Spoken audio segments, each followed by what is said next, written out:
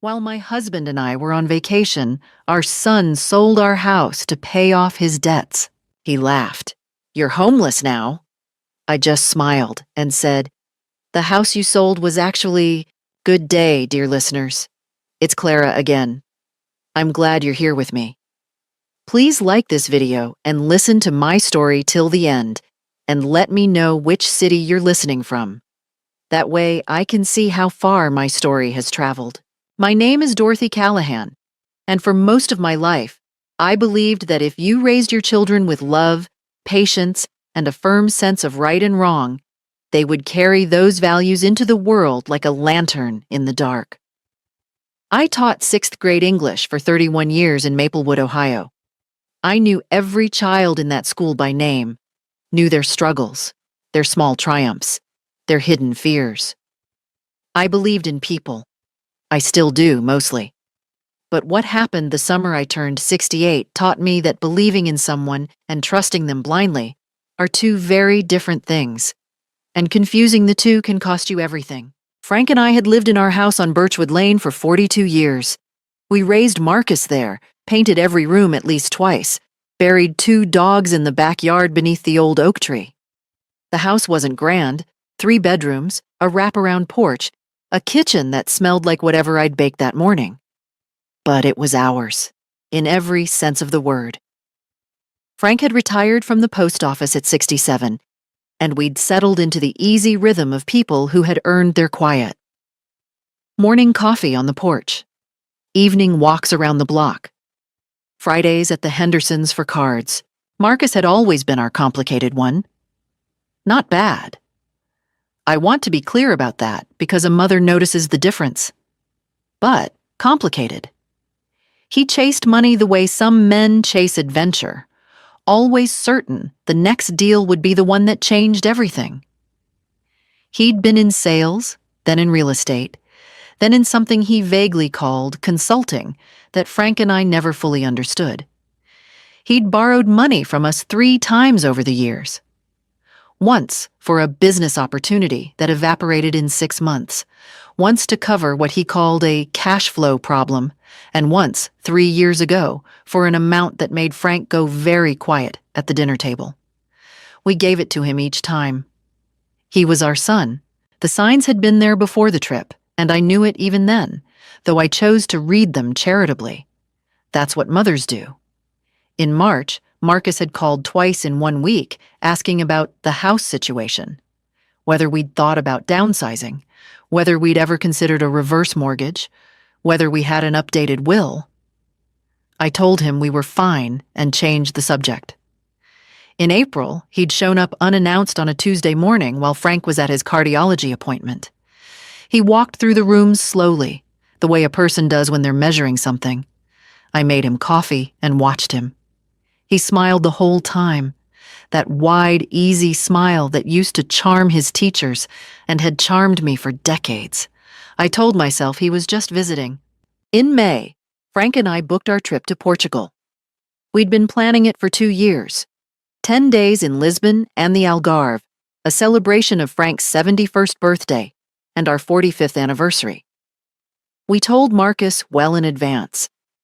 He helped us download a translation app on my phone and hugged me at the door before we left. "Have the time of your life, Mom," he said. I remember thinking he seemed almost relieved. Portugal was everything we'd hoped for. Frank ate grilled fish every single day. I filled half a journal. We walked along cliffs above the Atlantic and held hands like we were 30 again. For 10 days, I didn't think about mortgages or consulting businesses or the particular tension that had lived in my chest for the past several months whenever Marcus called. I let it all go. We came home on a Thursday afternoon in late June, our suitcases still smelling of sunscreen. The taxi pulled onto Birchwood Lane, and I felt that particular warmth of returning. The oak tree, the porch, the window boxes I'd planted with petunias before we left. And then I saw it. A lockbox on the front door. A real estate sign in the yard. Not our realtor's sign, a company I didn't recognize. And Marcus's car in the driveway. He was sitting on the porch steps. He stood when he saw us and he was smiling. "Welcome home," he said. Then he laughed, a short, bright, almost gleeful sound. "Well, welcome back, I should say, because this isn't exactly your home anymore." Frank went very still beside me. I felt the suitcase handle in my hand, the warmth of the June afternoon, the absurdity of the petunias still blooming in their boxes. "Marcus," my voice came out flat. "What did you do?" He spread his hands like a man presenting a magic trick. "I sold it, Mom. The house. I had debts, serious debts, and I needed to act fast. I had power of attorney from that document you both signed in 2019. I found a buyer. I closed the deal 2 weeks ago." He looked at Frank, then back at me. His smile didn't waver. "You're homeless now, both of you." He actually laughed again. "Look on the bright side. You just came back from a vacation. Think of this as an extended one." I looked at my son's face, the face I had kissed goodnight for 18 years, the face I had driven to emergency rooms and graduations and heartbreaks. And I felt something inside me go very quiet. Not the quiet of defeat. The quiet of someone who has just realized exactly what game is being played. I smiled at him. "Marcus," I said calmly, "the house you sold wasn't actually yours to sell." His smile flickered, just for a second. "What does that mean?" he said. "It means," I said, picking up my suitcase, "that someone made a very serious mistake today, and it wasn't me. I didn't go inside the house that night. I couldn't. It wasn't mine to walk into anymore. Or so Marcus believed." Frank and I drove to the Holiday Inn on Route 40, the one near the old shopping center, and we sat on the edge of a stiff motel bed, with our suitcases still packed and the air conditioning rattling in the window. And that was where I finally allowed myself to feel the full weight of what had just happened. Frank didn't say much. He sat with his hands on his knees and stared at the carpet, and I recognized the particular silence of a man trying not to let his wife see how frightened he was. Frank had always been that kind of man, strong in the quiet, careful way. But that night, I could see the fear in the set of his jaw, and it broke something open in me. How does it feel to be told you no longer have a home? I can tell you exactly how it feels. It feels like the floor has been removed from beneath your feet, but you're still standing, still breathing, still expected to function. It feels like a kind of cold that doesn't come from temperature. We had 42 years in that house. Frank's workbench in the basement. My books in the study. Hundreds of them. Paperbacks and hardcovers, and a first edition of To Kill a Mockingbird that had been my mother's. The photographs on the hallway wall. The garden I'd spent 15 years building. All of it, handed to strangers while we were eating grilled fish in Lisbon. I sat with Frank until he fell asleep. Exhausted from the travel, from the shock, from the effort of holding himself together. And then I sat alone in the thin light of the bedside lamp, and I made myself think clearly. That is something 31 years of teaching gave me. The ability to organize panic into something useful. I had learned long ago that emotion is not the enemy of action. It's the fuel. The question is whether you let it burn wildly or whether you direct it. So I made a list. Not on paper. I didn't have my notebook. But in my head, methodically. First, the facts. Marcus had used a power of attorney document Frank and I had signed in 2019, following Frank's first cardiac episode. We had given Marcus limited power of attorney for medical and financial emergencies so that if anything happened to us, he could act on our behalf. What Marcus apparently believed, what he was gambling on, was that this document gave him the authority to sell our home. What he did not know, because he had never been told, was that the house on Birchwood Lane was not held in our names alone. 11 years ago, on the advice of our estate lawyer, Gerald Fitch, Frank and I had placed the property into a family revocable living trust, the Callahan Family Trust. The beneficiaries were Frank and me. The trustees were Frank and me. The house, legally speaking, was trust property. And a standard power of attorney does not convey the authority to act as trustee of a trust. Marcus had sold something he had no legal right to sell. Second, the question of the buyer. Whoever had purchased the house had either been complicit in something fraudulent or, more likely, had been deceived themselves. That was an important distinction. It meant there was another injured party, and that party might become an ally. Third, Gerald Fitch. He was 74 now, semi-retired, but still practicing. He had written the trust documents himself. If anyone understood the exact legal landscape of what had just happened, it was Gerald. Fourth, Marcus, my son, who had sat on my porch steps and laughed. I want to be honest about what I felt in that motel room, because I think honesty matters more than dignity here. I felt grief. Not just anger. Grief. Real, chest-tightening grief, the kind you feel when you lose something you can never fully get back. Not the house. I felt grief for the version of Marcus I had believed in. The boy who used to bring me wildflowers from the backyard. The teenager who cried when our first dog died.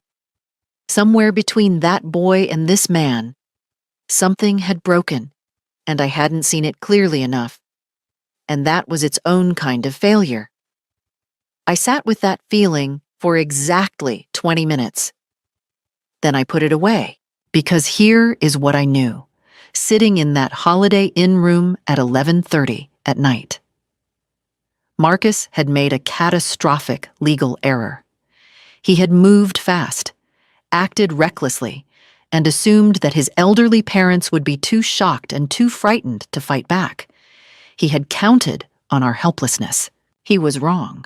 The plan that began forming in my mind that night was not complicated. Complicated plans fail.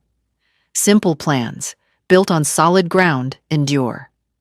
I would contact Gerald Fitch first thing Friday morning. I would request a full copy of the trust documents. I would find out exactly who had purchased the house, through what agency, and under what representation. And then, quietly, carefully, without warning Marcus of a single move, I would begin the process of unwinding everything he had done. Frank would worry. He would want to call Marcus, to confront him, to demand explanations. I loved my husband for that instinct. But I knew that calling Marcus now would be the worst possible move. It would give him time to lawyer up, to construct a story, to move money. No, silence was my first weapon. I turned off the lamp and lay down beside my sleeping husband and stared at the ceiling in the dark. Was I frightened?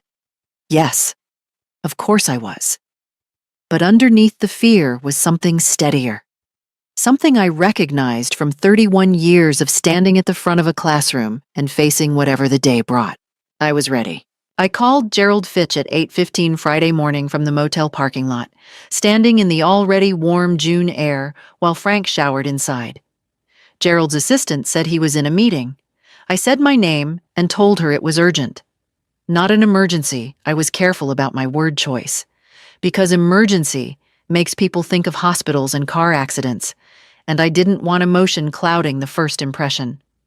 I said, "Please tell Mr. Fitch that Dorothy Callahan needs to speak with him today regarding the Callahan Family Trust. It's a legal matter of some seriousness." He called me back in 11 minutes. Gerald Fitch had known Frank and me for over 20 years. He was the kind of lawyer who remembered your children's names and sent Christmas cards. The kind who made you feel that the law was something that could actually protect ordinary people if they understood how to use it. When I explained, calmly, in sequence, what Marcus had done, what he had claimed, and what we had come home to, Gerald was quiet for a long moment. "Dorothy," he said finally, "do you have any documentation of the sale? A notice? A letter? Anything?" I told him that Marcus had been at the house and that I'd seen the sign and the lockbox. Gerald said he needed to pull our trust documents. He kept physical copies in his files. and that he wanted to meet with Frank and me in person that afternoon. He said something else, too, something I turned over in my mind for the rest of the morning. If the house was titled in the trust, and the deed reflects that, then what Marcus did was not just a civil matter. He didn't finish the sentence. He didn't need to. We met Gerald at his office on Garrison Street at 2 o'clock.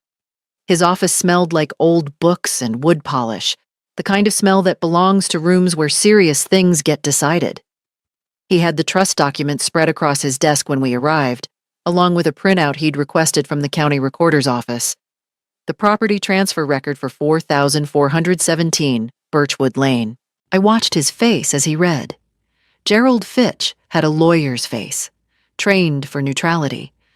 But I had known him long enough to read the small signals, the slight tightening around his eyes, the way he set down one page and picked up another with a particular deliberateness.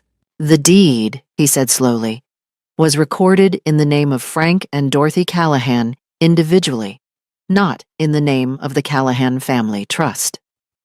The room went quiet, but we transferred it into the trust in 2013, Frank said. You did the paperwork yourself, Gerald. Gerald nodded. I did, and I have the trust document, signed and notarized, showing the intent of transfer. But the deed at the county recorder's office was never updated to reflect the trust as title holder. He looked at us over his reading glasses. It's an administrative error. It happens more than people realize. The trust is created, the transfer intent is documented, but the deed itself isn't re-recorded in the trust's name. Technically, on paper, the property still showed as held in your personal names. I processed this in silence. So Marcus's power of attorney would have appeared to a title company doing a routine search to authorize him to act on your behalf as individuals. Yes. Gerald folded his hands on the desk. This is not a simple situation, Dorothy, but it is not a hopeless one. The trust document establishes intent clearly.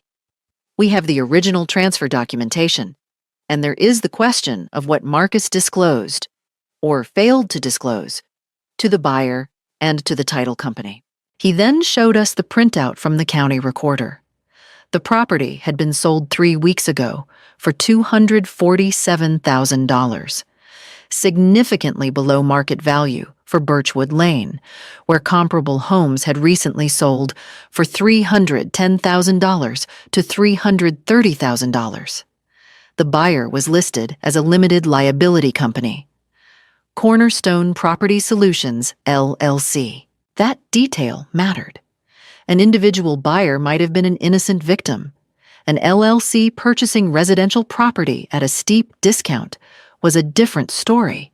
It suggested either a wholesale real estate operation that knew it was buying a distressed or legally ambiguous property, or a company that had been informed of unusual circumstances and had priced accordingly. Gerald made copies of everything and sent us home, to the motel, with a folder of documents and instructions not to contact Marcus or anyone connected to the sale.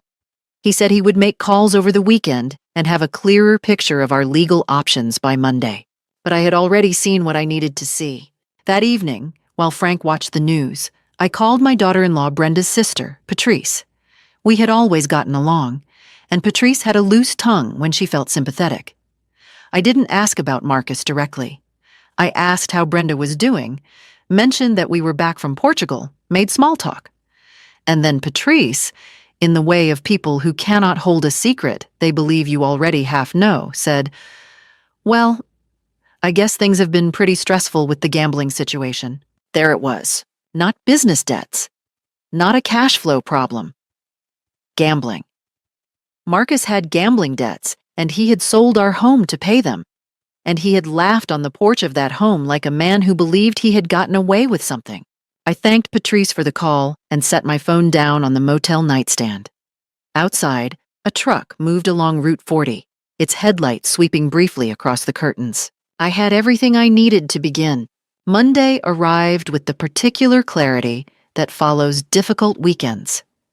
The kind of clarity that comes not from rest, but from decision. Frank and I had spent Saturday and Sunday in the motel, going through every document Gerald had copied for us, ordering meals from the diner down the road, speaking carefully and honestly about what we were willing to do and how far we were willing to go. By Sunday night, we were in agreement. We would pursue every legal avenue available to us. We would not negotiate with Marcus. We would not soften the blow to protect his feelings or his reputation. What he had done was not a mistake made in desperation. It was a betrayal made in calculation. And calculated betrayals require calculated responses. Gerald called at 9 Monday morning. He had spoken over the weekend with a colleague who specialized in real estate fraud and elder financial abuse, a phrase I noted carefully because it had legal weight. He had also contacted the title company that had processed the sale, a firm called Heartland Title Services, and had put them on formal notice that the transaction was being disputed. Heartland, predictably, had gone silent and referred everything to their legal team. That was expected. What was more interesting was what Gerald had discovered about Cornerstone Property Solutions, LLC. It had been registered in Ohio 14 months ago, had made 11 cash purchases of residential property across 3 counties in the past year, and shared a registered agent address with 2 other LLCs. It was, Gerald said, almost certainly a wholesale real estate operation, one that purchased distressed properties at significant discounts and resold them quickly. They may not have known the specific legal issue with the title, Gerald said, but they knew they were buying fast and cheap, which means they accepted a level of risk. That complicates their position. Gerald filed a formal notice of claim on the property with the county recorder's office that same morning, creating a cloud on the title, meaning Cornerstone could not cleanly resell the house until the dispute was resolved.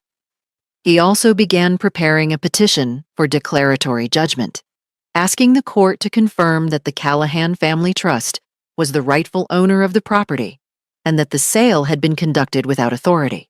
The cloud on the title was the move that reached Marcus. I found out how it reached him at approximately 2:15 Monday afternoon when he appeared in the parking lot of the Holiday Inn. I was walking back from the vending machine at the end of the corridor when I saw his car. The silver Audi he'd leased 2 years ago, the one Frank had quietly told him was too expensive for his income. Marcus was standing beside it, and he was not smiling. "What did you do?" he said, before I had closed half the distance between us. I stopped. I was holding a bottle of orange juice and a packet of crackers, which is not a particularly powerful image, but sometimes ordinary details are the most honest ones. "I'm not sure what you mean, Marcus. You called a lawyer. You put a cloud on the title. The buyer is calling me, the title company is calling me, and my own lawyer is telling me this is going to be ugly." His voice had an edge I hadn't heard before, not the sharp, bright cruelty of the porch, but something closer to panic, wearing anger as a coat. "You're going to destroy everything. I needed that money, Mom. I needed it. You don't understand what I owe these people." "What people?" I wanted to ask. "What kind of people does a gambling debt lead you to?" But I didn't ask, because this was not a conversation. This was pressure. "You sold our home without our knowledge or consent," I said. "You used a legal document that did not give you that authority, and you laughed at us." I was stressed. "Marcus," I kept my voice level, "I am not going to discuss this with you here or anywhere without Gerald Fitch present. If you want to communicate about this matter, you contact Gerald. That's all I have to say." He stepped closer. Not threatening. He wasn't that person, not physically, but attempting the closeness of intimidation. "If this goes to court, it's going to become public. You know that. People in this town know us. Do you want everyone knowing our business? Do you want Dad's heart condition in the middle of a lawsuit?" There it was. Frank's heart. The oldest lever. I looked at my son for a long moment. Really looked at him. The way you look at something when you're memorizing it. And I felt sadness. and something cleaner than anger. Resolve. "Goodbye, Marcus," I said, and I walked back to our room. He sat in the parking lot for 20 minutes. Then he drove away. That evening, I called Gerald and reported the encounter. He noted it formally. He also told me that the declaratory judgment petition had been filed and that Marcus would be served notice within the week. And then, because Gerald told me to, and because Frank needed it, and because I had earned it, I allowed us 3 days of stillness. We drove to Frank's sister Patricia's house in Dayton, where there was a spare room and a good porch and no lockboxes on anyone's doors. I slept. I ate Patricia's cooking. I watched Frank's shoulders drop 2 inches over the course of 48 hours. I didn't stop thinking. I don't think I'm capable of that. But I let the thinking be slow and deliberate instead of urgent. 3 days, and then back to work. When Frank and I returned from Dayton on Thursday afternoon, the motel room felt smaller, but more manageable. The way problems always feel after sleep and good food and the company of someone who loves you without conditions. Patricia had sent us back with a casserole, 2 bottles of wine, and a look on her face that told me she understood more than we'd said out loud. Frank's sister had always been perceptive in the way of people who grew up watching closely. Gerald had left a message while we were gone. Marcus had retained a lawyer, a man named Douglas Preer, whom Gerald knew by reputation as someone who specialized in creative estate and property disputes. The word creative in the legal context is rarely a compliment. It meant Preer would look for angles, exceptions, ambiguities. Gerald was not concerned, but he was alert. Good lawyers respect the opposition until they've proven it isn't worth respecting. Brenda called me Friday morning. Brenda had been Marcus's wife for 16 years. She was a practical woman, good at logistics, less good at empathy. And she had always maintained a polite, slightly wary relationship with me, the way 2 people do when they both love the same complicated man and understand that the love requires negotiation. I had never disliked Brenda. I had simply never fully trusted her, because people who are fundamentally loyal to their spouses are capable of justifying nearly anything those spouses do. That is not a character flaw. It is a kind of love. But it is also a kind of danger. "Dorothy," she said, "I think we should talk, just the 2 of us, woman to woman." I agreed to meet her for coffee at a place called Sunrise Cafe on Elmwood. Neutral ground, public, my choice of location. I arrived 5 minutes early, took a seat where I could see the door, and ordered black coffee. Brenda arrived looking tired and more carefully dressed than the occasion required, which told me she had prepared. She was wearing the kind of composed expression that takes effort to maintain. She began with an acknowledgement. Marcus had made a terrible mistake, she said. She was not defending what he'd done. She understood why we were upset. Then she moved, with the efficiency of someone who had rehearsed, to the offer. Marcus was prepared to arrange alternative housing for Frank and me to pay rent on a suitable apartment for 12 months while the legal situation was sorted out, and to negotiate a financial settlement that would, in her words, make everyone whole. Could she hear herself? I wondered that, honestly.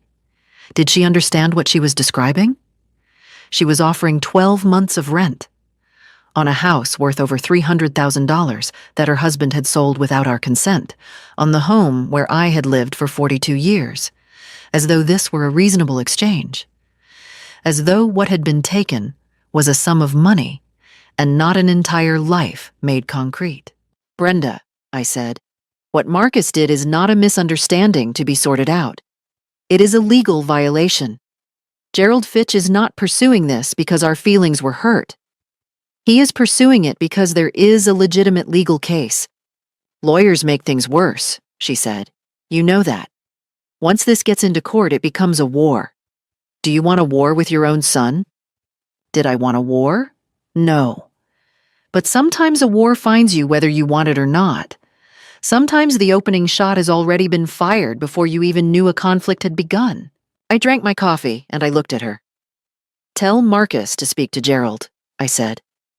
That's the only conversation I'm having about this. She left the cafe with her coffee untouched and her composure slightly less intact than when she'd arrived. I sat for a while after she left.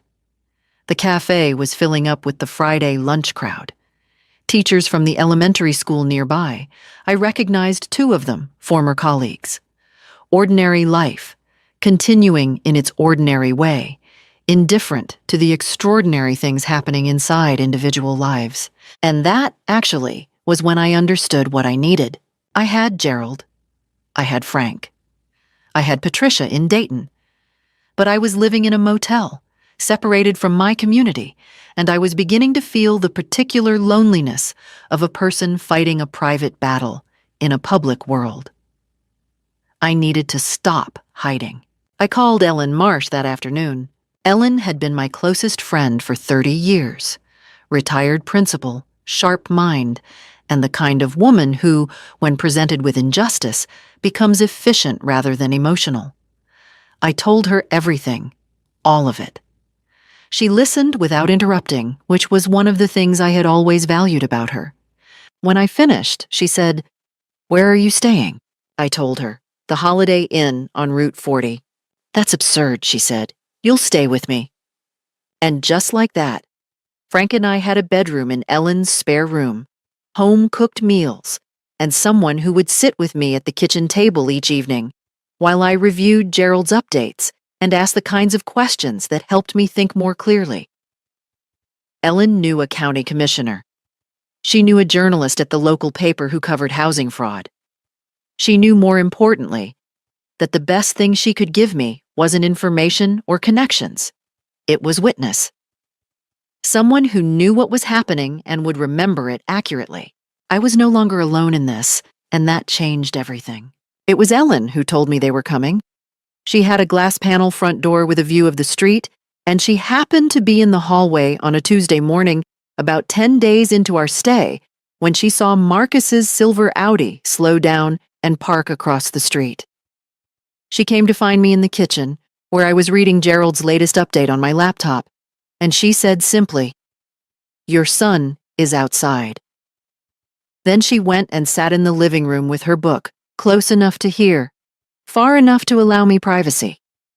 That was Ellen. I went to the front door and opened it before Marcus reached the porch steps. Brenda was with him. They were dressed casually, deliberately, I thought, in the way people dress when they want to project approachability. Marcus was carrying a small paper bag from the bakery on 5th Street. My bakery. The one where I had bought bread every Saturday for 20 years. "We wanted to come by," Marcus said, "just to talk. No lawyers, no formal anything, just family." I looked at the bag. I thought about what it meant that he had gone to my bakery, that he knew exactly which gesture would feel most like home. "Come in," I said. We sat in Ellen's kitchen because the living room felt too formal and the kitchen felt honest. Ellen excused herself to her garden. The bakery bag sat unopened on the table. Marcus began with an apology. It was a well-constructed apology, specific enough to seem genuine, vague enough to avoid admitting legal liability. He acknowledged that selling the house without telling us had been wrong. He said the pressure of his financial situation had made him desperate. He said he loved us. He looked genuinely like a man who was ashamed. I am experienced enough to know that shame and remorse are not the same thing. Shame is about how a person feels about themselves. Remorse is about what they're willing to do differently. Marcus felt shame. But what he wanted, underneath the careful words and the bakery bag, was not to make things right. He wanted the lawsuit to go away. "Mom," he said, "if this goes to court, if Gerald files everything he's threatening to file, there's going to be a fraud investigation. You understand what that means. It means my name, our family's name, in the local paper. It means depositions. It means Dad sitting in a courtroom." He paused. "Dad's heart, Mom. Is this worth his health?" There it was again, Frank's heart. Second time. "Frank is in the garden," I said quietly. He is not as fragile as you seem to need him to be. Brenda leaned forward. Dorothy, we're not threatening you. We're asking you to think about what this does to everyone. Marcus has children. Your grandchildren. Kyle and Sophia. They're 12 and 9. Do you want them growing up knowing their grandfather took their father to court? I sat with that for a moment.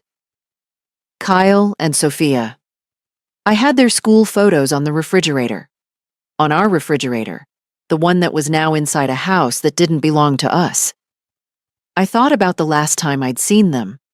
Kyle teaching Sophia a card trick at the kitchen table, both of them laughing. And then I thought about what it would teach them if I backed down. If I showed them that when someone does something wrong, the family closes around the wound in silence and calls it love. What you're describing, I said, is asking me to choose between protecting your comfort and protecting what's right. And you're using my grandchildren to make that choice feel unbearable. I looked at Brenda, then at Marcus. I want you to understand something. I did not begin this. I did not choose this. You chose it. You chose it when you walked into a real estate office and signed papers on our home. Everything that follows is a consequence of that choice, not of mine. Marcus's composure cracked. Not dramatically, not shouting, not anything I could call a scene. But I saw it in his eyes, a flash of something ugly that had always lived behind the charm and that I had spent too many years not fully acknowledging. You're going to regret this, he said. His voice was low. You're going to push this, and it's going to cost you. In money, in time, in your health. Gerald Fitch isn't going to be around forever. And judges don't always side with the people who think they're the heroes of the story. Was that a threat? It had the shape of a threat without the specific content of one. A lawyer would call it ambiguous. A mother would call it what it was.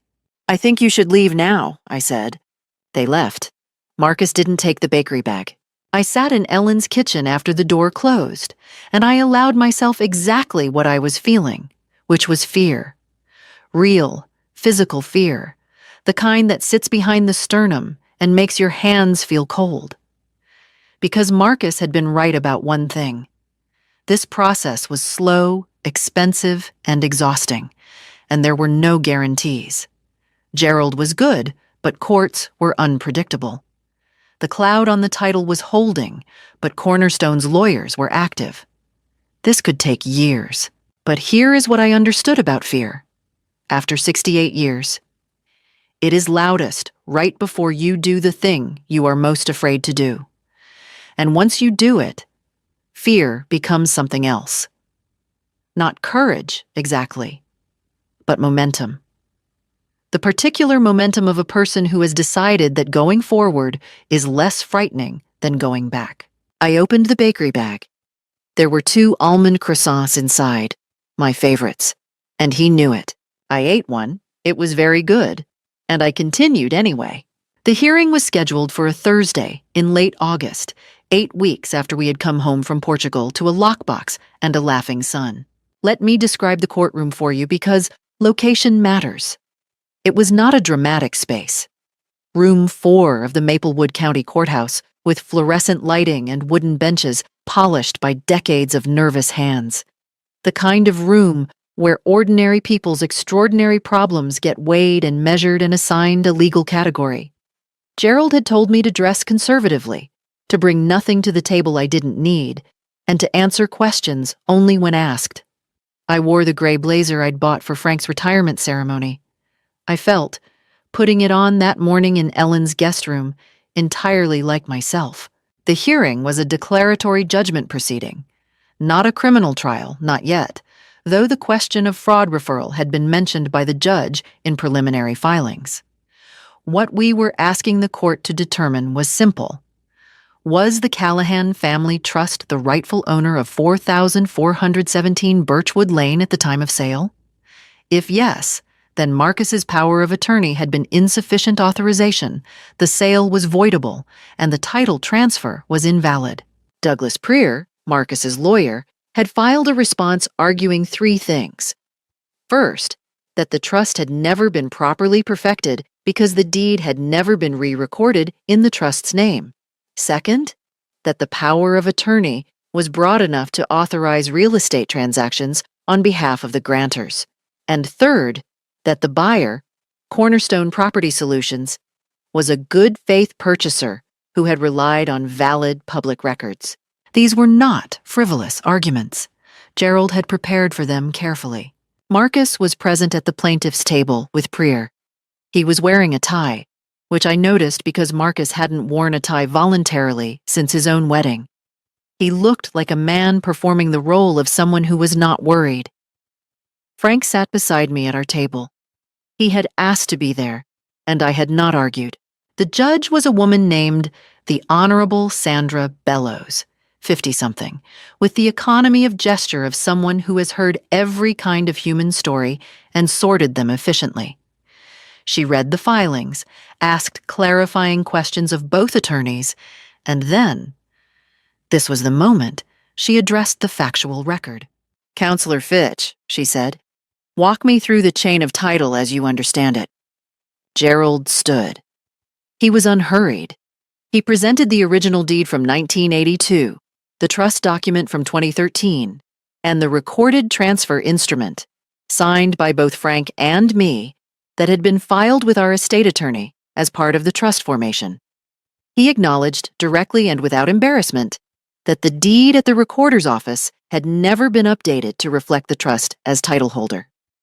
He then presented case law, 2 Ohio precedents, establishing that a properly executed transfer into a living trust is legally effective even if the deed is not immediately re-recorded, provided the intent to transfer is documented and the trust exists validly. The property, Gerald said, was equitably held by the trust. The legal title discrepancy is an administrative artifact, not evidence that the transfer did not occur. Then Prier cross-examined. And this is where things began to fracture. Prier called Marcus to speak, not in a full testimony, as this was a civil declaratory hearing, but to address specific factual questions the judge had flagged. And Marcus, who had spent 44 years being the most confident person in any room he entered, discovered that courtrooms are different from porches. The judge asked him, "Mr. Callahan, at the time you executed the sale, had you reviewed the trust documents held by Mr. Fitch's office?" Marcus said, "I didn't know there were trust documents at Mr. Fitch's office." The judge looked at him steadily. "You were unaware that your parents had established a family living trust naming their property as a trust asset?" "They never told me." "And yet," Judge Bellows said, consulting the filing in front of her, "Gerald Fitch's office records show that a letter was sent to your address in November 2013, notifying the family of the trust formation, as is standard practice. Did you receive that letter?" A pause. "I don't. I may have. I don't remember." "Did you make any inquiry with any title company, attorney, or county official about whether the property might be encumbered by a trust or other instrument before proceeding with the sale?" Another pause. Prier shifted in his seat.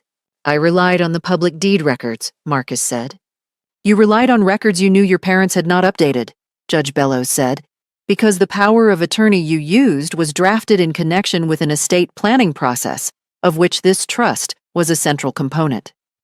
She looked at him over her glasses in a way that reminded me, painfully, of myself at the front of a classroom.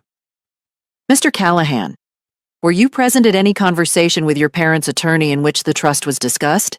And here is where it came apart. Marcus said, "Not that I recall." Gerald handed me a single sheet of paper without looking at me. I had seen it before.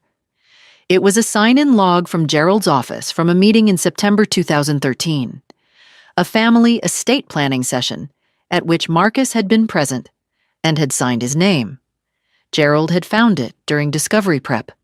It showed, in Marcus's own handwriting, his signature on an attendance record for a meeting titled Callahan Family Trust Formation and Asset Transfer. Gerald introduced it into evidence quietly, without drama. He simply said, "Your Honor, I'd like to submit Exhibit 14 for the record." The judge reviewed it. She looked at Marcus. Marcus looked at the paper, and the confident architecture of his expression, the ease, the performance of a man with nothing to hide, simply fell. I forgot, he said. That was 12 years ago. Prier tried to redirect. But you cannot redirect away from a signed document. You can only watch while the room recalibrates around it. I didn't feel triumph. Not then. What I felt was the particular stillness of having been patient long enough for the truth to simply appear. I had not manufactured this moment. I had only held on until it arrived. Judge Bellows did not issue her ruling that day. These things take time, and she said she would review the full record. But before adjourning, she made a statement that Gerald later told me was unusual in its directness.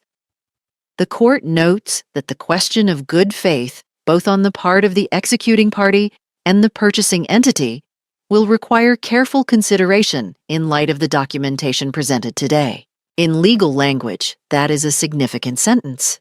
We walked out of the courthouse into the August afternoon, and Frank took my hand, and we stood on the courthouse steps in the heat, and neither of us said anything for a long moment. There was nothing that needed to be said. Sometimes silence is not emptiness. Sometimes it is the sound of something being resolved.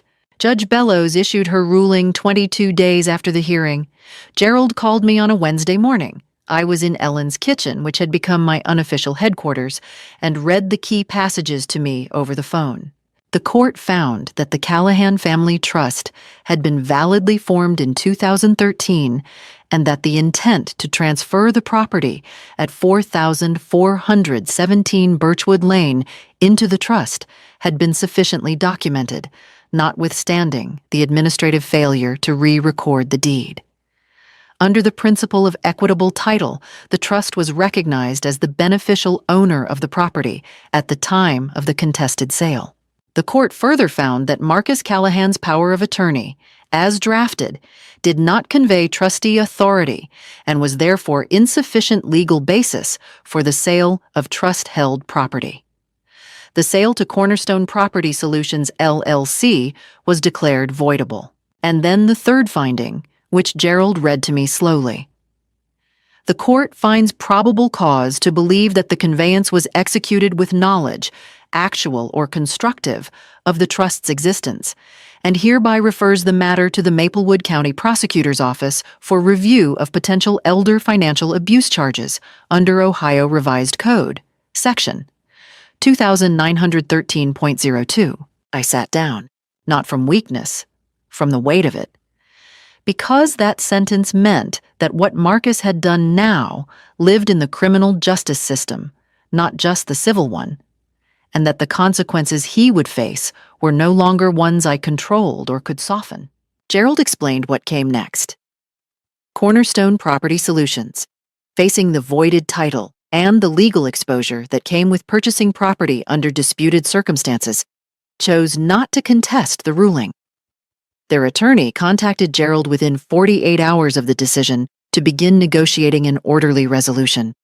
They had paid $247,000 for the property.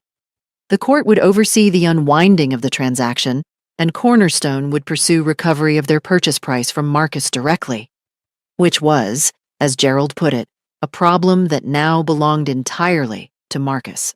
The house, our house, 4,417 Birchwood Lane, with the oak tree and the wraparound porch and the petunias I had planted in May that someone else had presumably watered or let die, was coming back to us.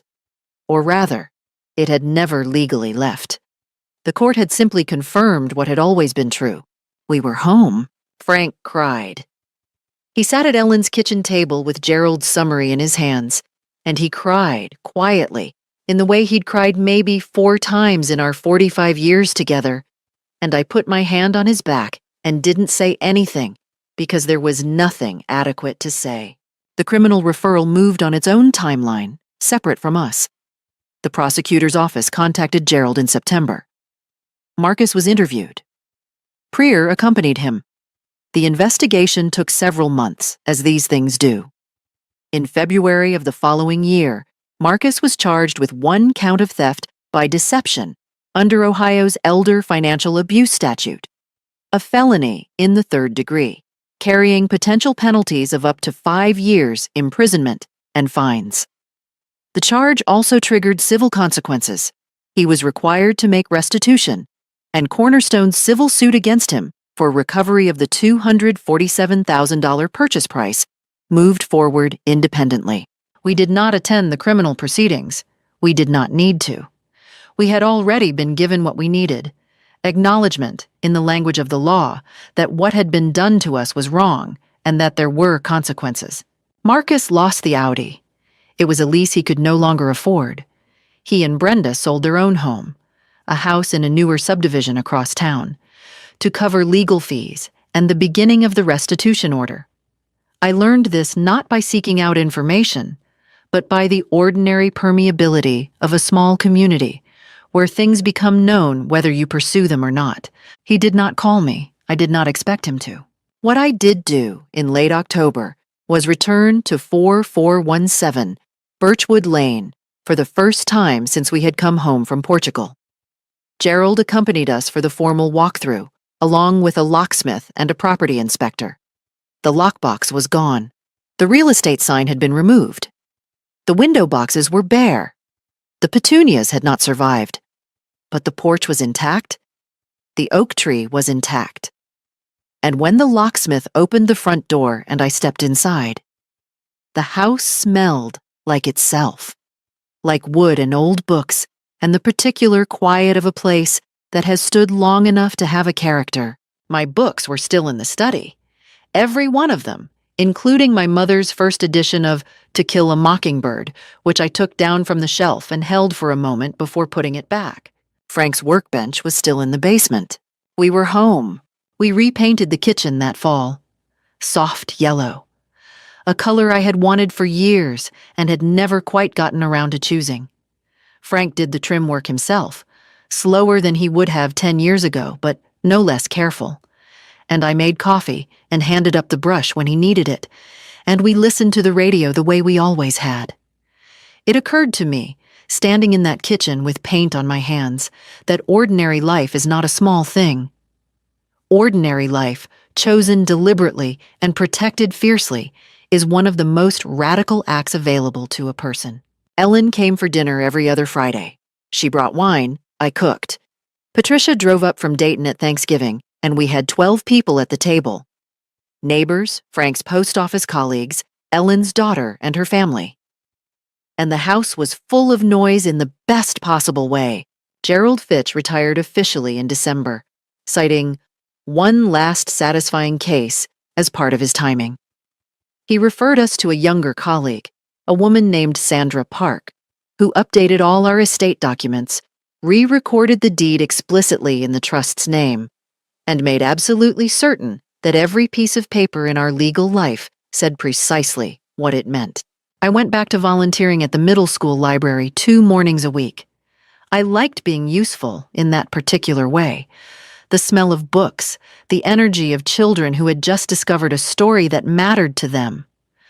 Frank started a vegetable garden in the backyard, growing tomatoes, zucchini, and more basil than 2 people could possibly use.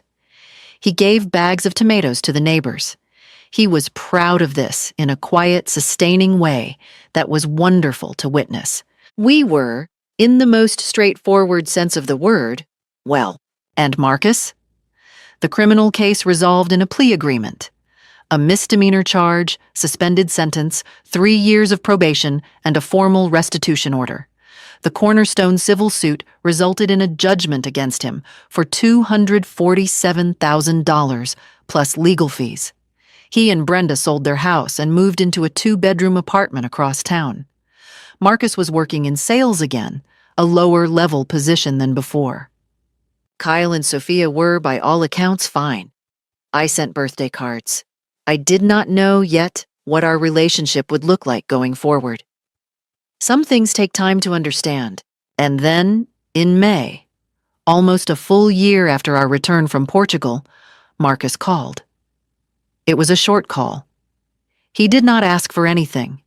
He said he was sorry, and his voice sounded different from any version of it I had heard in the past year. Just tired. Just the voice of someone who has been stripped of a particular confidence and is learning to function without it. I said, I know. I did not say it was all right. Some things change the shape of a relationship permanently, and honesty requires acknowledging that. But I did not hang up either. We talked for 7 minutes about Kyle's school play, Sophia's drawing, Frank's tomatoes. It was not reconciliation. It was a beginning, fragile, uncertain, with no guarantees. After I hung up, I went to the backyard, where Frank was tying up the tomato plants, and I sat in the garden chair and watched him. The oak tree was leafing out. A neighbor's lawnmower hummed somewhere down the block. I was home. I had fought to stay there, and that specific, particular thing, was entirely mine. If my story taught me anything, it's this. The people who count on your silence are counting on your fear. The moment you replace fear with one careful, deliberate action, one phone call, one document, one honest conversation, the power shifts. I was 68 years old and living in a motel. And I won. Not because I was powerful, because I was prepared, patient, and refused to mistake love for surrender. What would you have done? If this story moved you, please share it. And tell me in the comments, would you have called the lawyer or tried to work it out as family first? Thank you for listening.